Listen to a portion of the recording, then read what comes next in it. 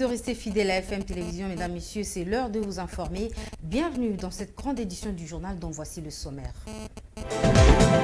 Élection des gouverneurs et vice-gouverneurs. La Commission électorale nationale indépendante a organisé ce scrutin dans les 14 provinces concernées, conformément au calendrier publié.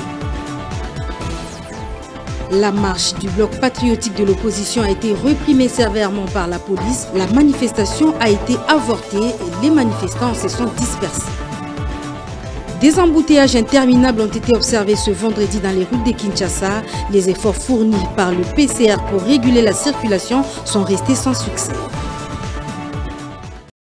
Encore une fois, bonsoir. Élection des gouverneurs et vice-gouverneurs dans les 14 provinces à problème. Les résultats sont déjà disponibles. À Kinshasa, par exemple, Gérard Jekoko Mulumba est élu vice-gouverneur. L'Union sacrée a majoritairement raflé cette élection en province. Suivez les détails dans ces commentaires de Patrick Ngou.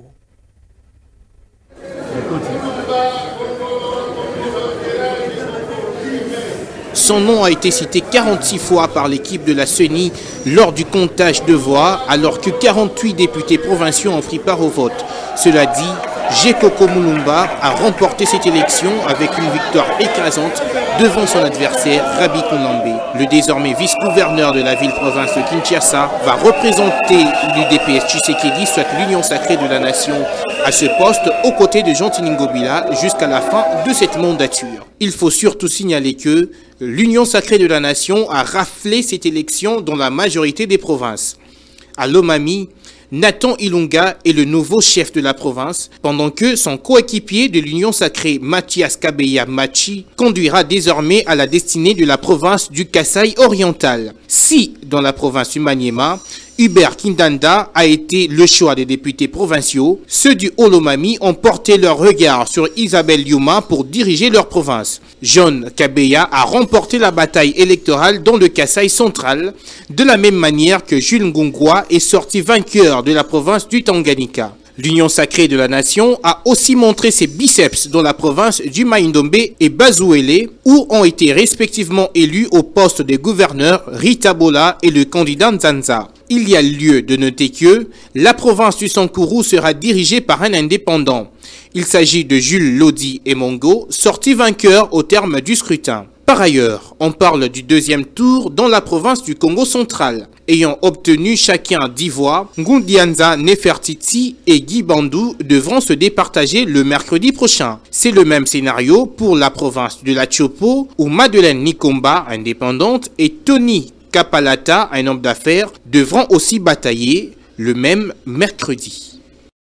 Parlons autre chose, les laïcs catholiques et protestants, mais aussi le bloc patriotique étaient aux abords du Palais du Peuple ce matin pour exiger un consensus autour de la loi électorale. Leur manifestation interdite la veille a été sévèrement réprimée par le coup de gaz lacrymogène, chose qui dénonce Prince Epengue, l'un des communicateurs de la Mouka. On l'écoute. Il négocie avec l'M23. Qu'est-ce que l'M23 qu'on mérite? D'avoir tué les Congolais et puis aller négocier avec eux. Et nous, de manière pacifique, on réclame les consensus et on vient nous tirer ici. Mais les policiers sont nos frères. Les policiers sont nos frères. Mais pourquoi nous tirer ici? C'est pour les consensus. Merci beaucoup. Nous allons continuer la lutte de manière pacifique. Un consensus rapide. Tolingi même consensus en direct à la télévision. Pour moi, on a été donc on a posté. Pour qu'assumer bilan ma botte. De manière pacifique, on a consensus. Pourquoi nous tirer dessus? Pourquoi nous tirer dessus? Il dépasse ça yaka wa machaka. Ba peta ça c'était. Il dépasse ça yaka comme kamikanate. Ba policier va de konabiso. On se va aller qui nous sommes ya na biso. Ba papa na biso. Pourquoi violenter? Pourquoi na tomber na moment pour bamba la salaire. Pourquoi nous tirer dessus? Zamba yebi. Bitumba o donc na oti basuka 2023 mais c'est Chilombo doit partir de manière pacifique. De manière pacifique. Tokoya susulobi, tokoya pelobi. On a kolukaka consensus.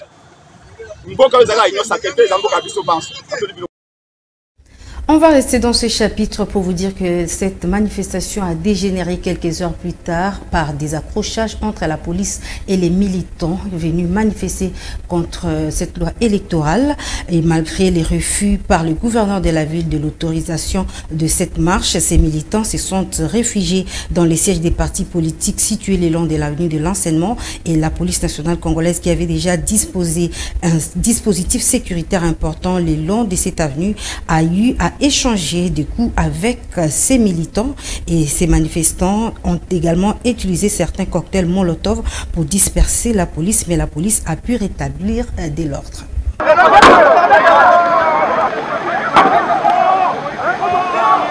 Tout à fait autre chose. Le président de l'Union pour la Nation congolaise, Vital Kamerhe, et ses co-accusés sont attendus le mercredi 11 mai à la cour d'appel de Kinshasa-Gombe pour la reprise du procès 100 jours qui les oppose au ministère public. La suite en images.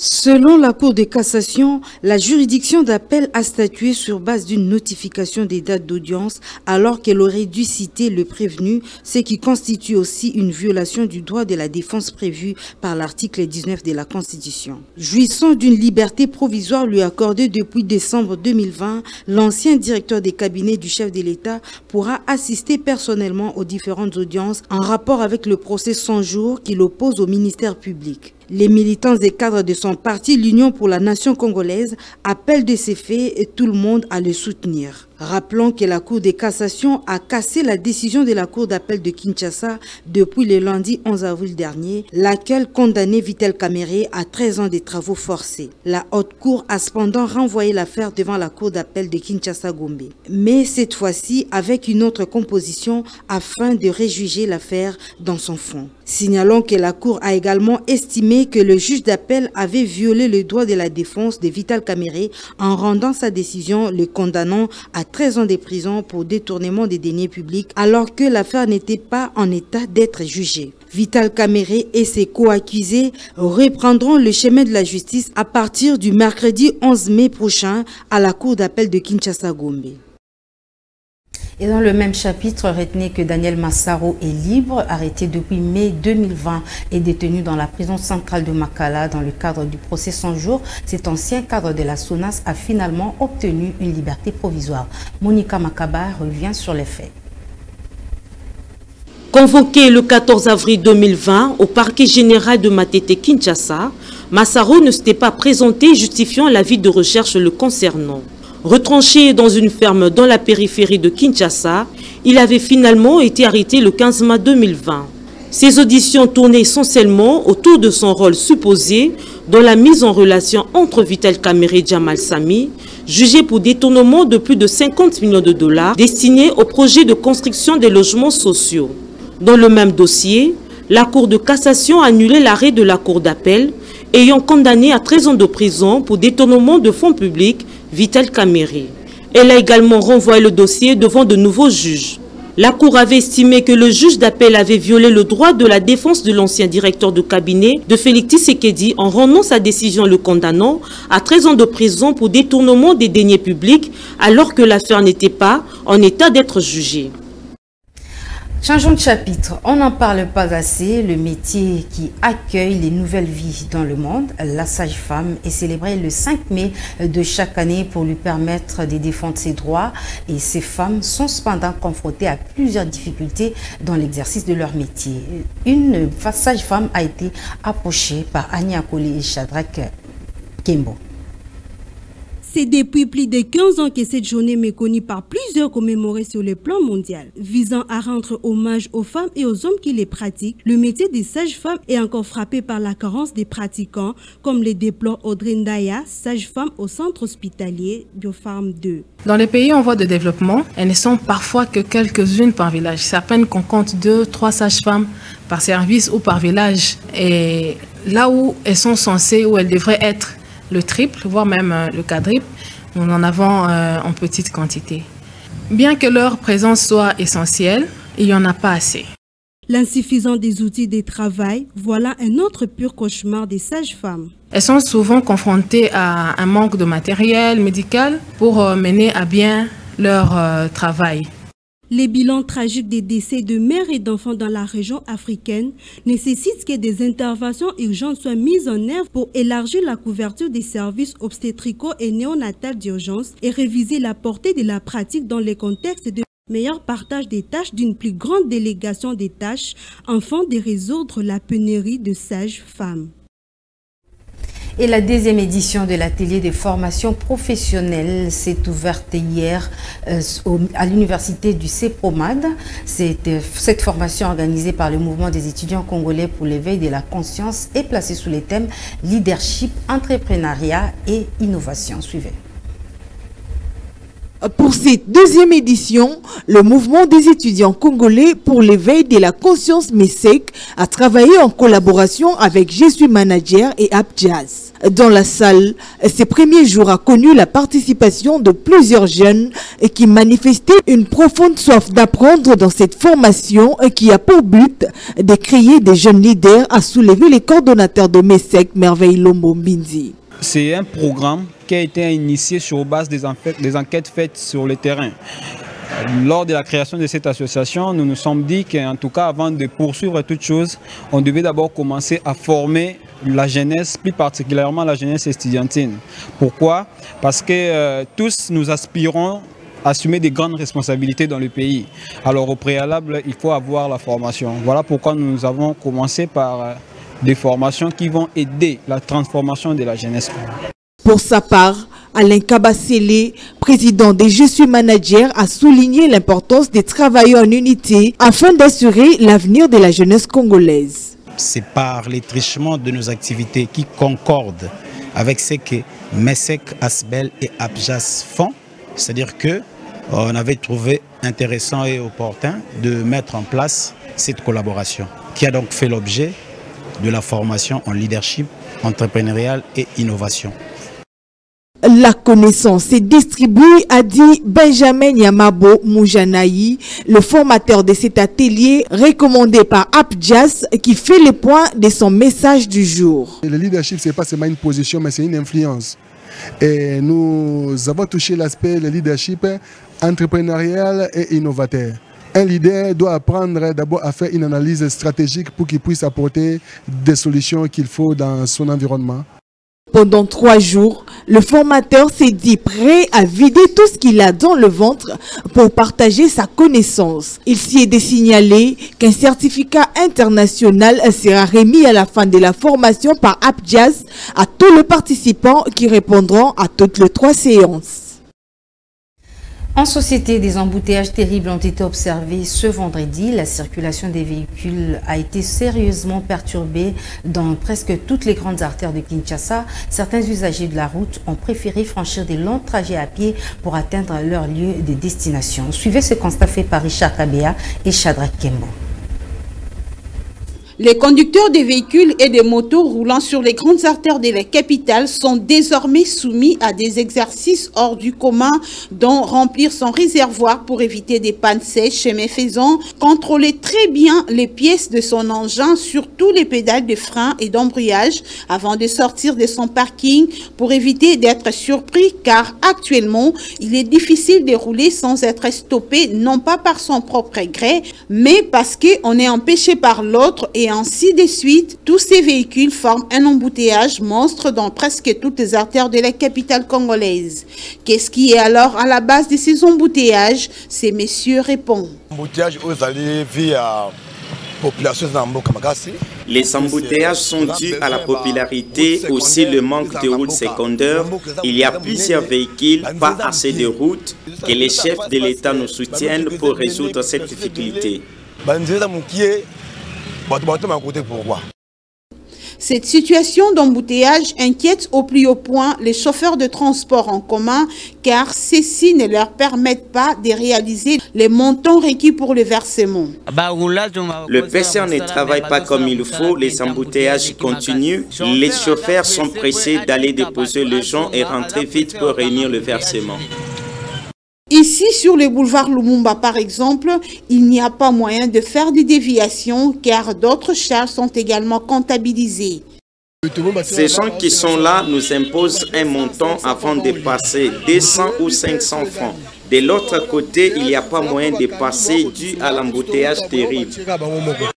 La régulation de la voie publique, un service réservé aux polices de la circulation routière, nécessite des personnes qualifiées et conséquentes car les embouteillages ont plusieurs conséquences sur la population. Il faut faire très attention lorsqu'il faut traverser sous le pont Rail Kabassélé situé sur l'avenue Flambeau dans la commune de Barumbu. L'ouvrage est sur le point de tomber sur la tête de la population avec des risques de faire de gros dégâts. Monica Makaba et Absalom Kobelana se sont imprégnés de la situation. Ici, le danger reste permanent à 1 mm près. Ce pont peut s'écrouler à tout moment car présentant des fissures un peu partout. Quoi de plus normal que la population éprouve des inquiétudes? D'ici jusqu'au pont de Bralima, le pont est complètement impraticable. Samedi dernier, le ministre de Transport et son collègue des ITP, qui sont passés par ici, ont résolu de délocaliser la population environnante pour réhabiliter ce pont. Chose que cette dernière rejette en bloc, car n'ayant pas où aller. Suite à cette décision de nous délocaliser ici, que l'État nous cherche un endroit où aller, qui ne vienne pas nous brisquer. Avec des enfants, où irons-nous? Si les autorités ne veulent plus de nous ici, qu'ils nous trouvent un autre endroit, car nous ne pouvons pas dormir dehors avec les enfants. Construit depuis l'époque coloniale, soit en 1935, ce pont n'a jamais subi d'entretien, à en croire les habitants de la région. C'est depuis 2010 qu'il a été interdit d'utilisation, une mesure sans impact jusqu'alors. Un jeune homme a été retrouvé mort et abandonné sur la ruelle au niveau de la première rue dans la commune de Limete. Selon quelques personnes trouvées sur le lieu, la victime portait des cicatrices, des blessures à l'aide de l'arme blanche. Suivez ces témoignages dans ce reportage de Richard Kabea et Absalom Kobelana. Qui est le véritable auteur de ces drames si horribles, s'est interrogé les habitants et usagers de la première rue Limete après avoir découvert ces corps sans vie dont l'identité et l'origine de sa mort restent méconnues. Une situation inexistante dans ces coins. Nous avons vu notre frère, il a certainement rencontré un problème la nuit. On ne sait pas qu'est-ce qu'on lui a fait pour qu'il soit dévasté. On estime qu'il peut être un voleur. Il est sans pièce d'identité. Rien ne prouve qu'il est congolais. Ces énièmes cas de mort confirment que l'insécurité dans la ville de Kinshasa signe et persiste. Il est donc important que l'autorité compétente s'y imprègne pour garantir la sécurité des paisibles citoyens. On va parler sport dans ce journal. Le FC Renaissance du Congo a repris avec les séances d'entraînement ce vendredi au centre Oudjana après une très longue période de trêve observée suite à l'arrêt du championnat. Il faut noter que cette reprise intervient grâce aux efforts du président de cette formation, Maître Malou Abili Cléophas, qui tient à redynamiser l'équipe. Des supporters, les joueurs, tous étaient satisfaits de cette reprise des entraînements en perspective du retour de la Lina Foot. Nous y reviendrons dans notre prochaine édition. Mesdames, Messieurs, avant de boucler complètement cette édition du journal, je vous propose le rappel des titres. Élection des gouverneurs et vice-gouverneurs. La Commission électorale nationale indépendante a organisé ce scrutin dans les 14 provinces concernées, conformément au calendrier publié. La marche du bloc patriotique de l'opposition a été réprimée sévèrement par la police. La manifestation a été avortée et les manifestants se sont dispersés. Des embouteillages interminables ont été observés ce vendredi dans les routes de Kinshasa. Les efforts fournis par le PCR pour réguler la circulation sont restés sans succès. Ce journal est complètement terminé. Mesdames, Messieurs, merci de nous avoir suivis.